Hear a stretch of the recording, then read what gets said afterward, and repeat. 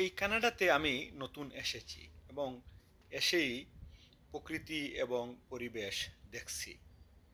যত দেখছি তত অবাক হচ্ছি, মুগ্ধ হচ্ছি। আমার জন্ম বাংলাদেশে, বাংলাদেশে বেড়ে ওঠা। আমাদের বাংলাদেশে প্রকৃতি পরিবেশ একরকম, আর এই কানাডায় প্রকৃতি এবং পরিবেশ ভিন্ন।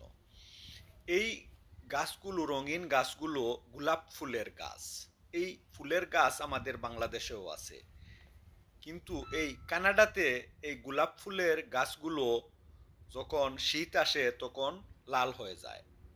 এই যে পাতা লাল হয়ে আছে এই গোলাপ ফুলের গাছের।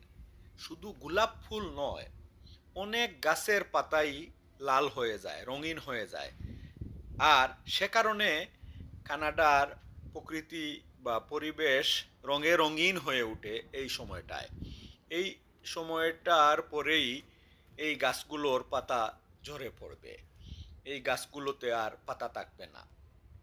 আমাদের বাংলাদেশে পাতা ঝরার আগে সেই পাতাগুলো হলদে বর্ণ হয়, আর কানাডাতে পাতা ঝরার আগে সেই পাতাগুলো লাল রং ধারণ করে। খুব সুন্দর মিষ্টি রং, খুব ভালো লাগে দেখতে। আর তাই তো এই কানাডা এই সময়টায় রঙে রঙিন হয়ে ওঠে।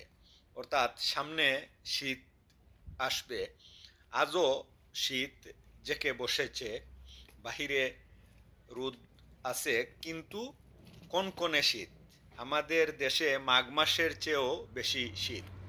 হাত মেললে হাতে শীত লাগে, বরফ ঠান্ডা শীত।